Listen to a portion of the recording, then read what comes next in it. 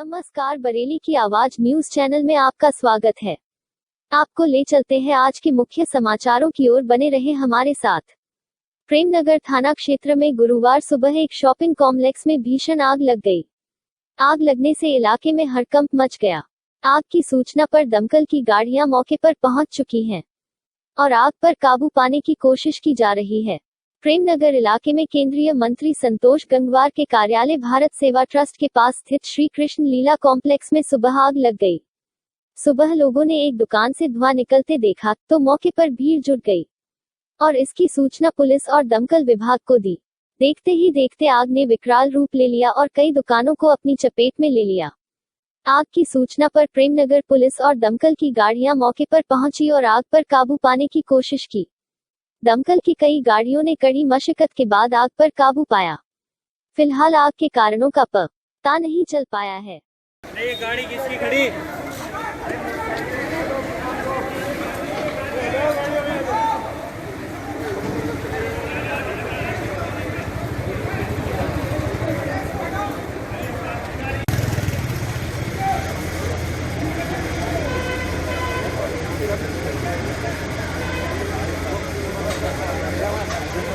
कितनी बड़ी आग थी और कैसे काबू पाया आपने? देखिए 6 बजे के आसपास हम लोगों को मतलब सूचना मिली थी कि यहाँ पर जो आग लगी हुई है, ये आर्ट गैलरी जो फर्स्ट फ्लोर और सेकंड फ्लोर थर्ड फ्लोर पे भी जो है आर्ट गैलरी है मैक्सिमम जो है, तो इसमें आग लगी थी। तो हमारे जो है 6 से 7 फायर टेंडर जो है हमने यहाँ पर लगाए हैं और 3-4 तरफ से जो है मतलब अप्रोच किया है। तब आग बुझी तो 3.25-3.5 घंटे के आसपास मतलब लगे हैं इसको करने के लिए। अब क्योंकि ये लॉकडाउन के कारण दुकानें बंद हैं, आप लोगों को पता है, अब तो धीरे धीरे दुकानें खुल रही हैं। तो अभी इसके क्या कारण रहे हैं तो अभी देखने के बाद ही थोड़ा अभी एक बार पूरी तरह से क्लियर हो जाए साइड जो है तो एक बार इंस्पेक्शन कर लेते हैं, फिर पता चलेगा कि क्या कारण रहा है पूरी देखने का। और इसमें जान माल का कोई नुकसान नहीं हुआ है और थोड़ा बहुत जो उनका लॉस हुआ है, जो सामान वगैरह रखा हुआ था, तो उनकी लॉस का आकलन जो है वो खुद ही मालिक करके बताएंगे मतलब क्या हुआ है क्या नहीं हुआ है। अभी आग पूरी तरह से बुझ चुकी। बरेली कॉलेज के अस्थायी कर्मचारियों को सताने लगी नौकरी से निकाले जाने की चिंता। अपने ऊपर हो रहे उत्पीड़न के खिलाफ कर्मचारी मिले जिलाधिकारी से। बताते चले, बीते साल बरेली कॉलेज के अस्थायी कर्मचारियों को उनकी मांग के हिसाब से प्रशासन की सहमति के बाद हड़ताली कर्मचारी काम पर लौटे थे। 1 साल गुजर जाने के बाद भी उनकी मांगों को कॉलेज ने अभी तक नहीं दिया है। वहीं लॉकडाउन में अस्थायी कर्मचारियों को निकालने की तैयारी भी कर दी है, जिसको लेकर आज कर्मचारियों ने कलेक्ट्रेट में एक ज्ञापन देकर समस्या।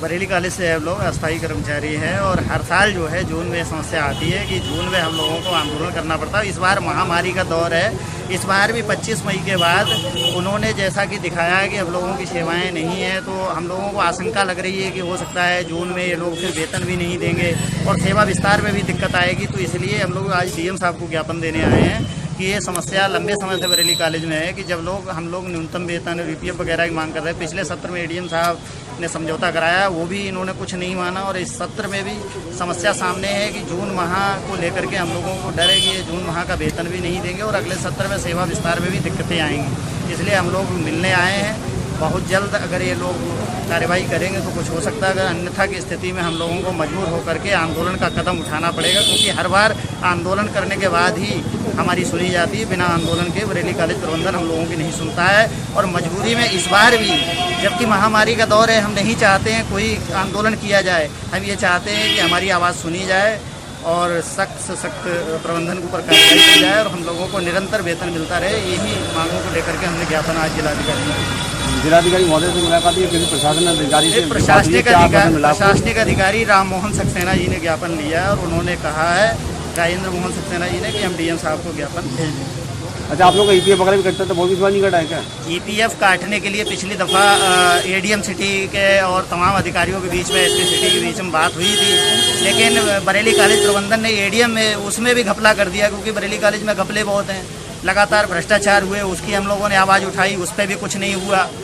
और घपले घोटाले होने के बाद में भी जो मैनेजमेंट का सचिव है वो लगातार जमा हुआ, उस पर कोई कार्रवाई नहीं होती है, जबकि मामला क्राइम ब्रांच में चल रहा है। लाखों करोड़ों रुपए घोटाले हुए, उसके बाद भी कोई कार्रवाई अभी तक बरेली कॉलेज में नहीं हुई।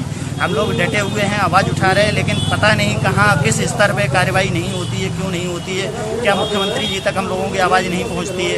अगर अब जल्द हम लोगों की सुनवाई नहीं होती है, हम तो ये कहते हैं कि पिछली जो घोटाले घपले हुए उन पर भी कार्रवाई होनी चाहिए, सेक्रेटरी को तत्काल हटा देना चाहिए डीएम साहब को। अगर ये ऐसा नहीं करते तो मजबूरी में इस दफ़ा हम लोगों को कोई बड़ा आंदोलन करने की ओर अग्रसर होना पड़ेगा। पश्चिमी उत्तर प्रदेश उद्योग व्यापार मंडल के महानगर अध्यक्ष रामकृष्ण शुक्ल एवं महानगर अध्यक्ष महिला मोर्चा श्रीमती राशि पाराशरी के नेतृत्व में बरेली टोल प्लाजा पर प्रवासियों को फल, पानी, खाद्य सामग्री सहित मास्क, सैनिटाइजर वितरित किया और सोशल डिस्टेंसिंग का पालन करते हुए ही अपने गंतव्य को जाने की सलाह दी। इसके उपरांत संगठन मुख्य अभियंता बिजली निकट सर्किट हाउस गए। वहां बिजली चीफ को ज्ञापन देते हुए कहा कि कोरोना संकट में सभी अपने घरों में हैं, व्यापार भी बंद है, ऐसे में 3 महीने की बिजली बिल सरकार द्वारा न लिया जाए, जिससे आमजन को राहत मिल सके। इसके अतिरिक्त कुछ दिनों से बरेली में कोरोना संकट के बीच अघोषित बिजली कटौती बहुत निंदनीय है, इस पर शीघ्र रोक लगनी चाहिए। अगर अभी भी बिजली कटौती हुई तो इसकी शिकायत व्यापार मंडल का शिष्टमंडल उत्तर प्रदेश मुख्यमंत्री से करेंगे। इस मौके पर रामकृष्ण शुक्ला, राशि लॉकडाउन के शुरुआती दिनों से ही आहुति फाउंडेशन जज साहब की धर्मशाला के पास रह रहे गरीब व मजलूम लोगों की मदद कर रहा है। उन लोगों को भोजन के साथ ही कोल्ड ड्रिंक आदि भी उपलब्ध करा रहा है। आहुति फाउंडेशन का यह कार्य बहुत ही सराहनीय है।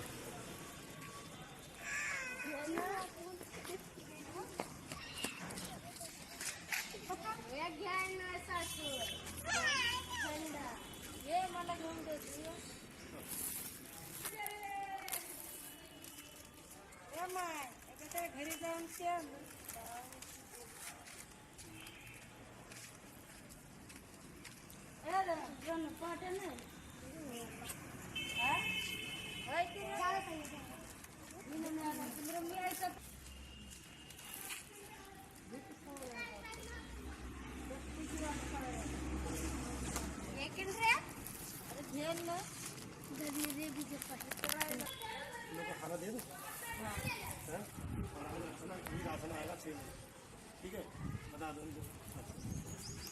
सहा वाजता राशन येईन हे कळते काकी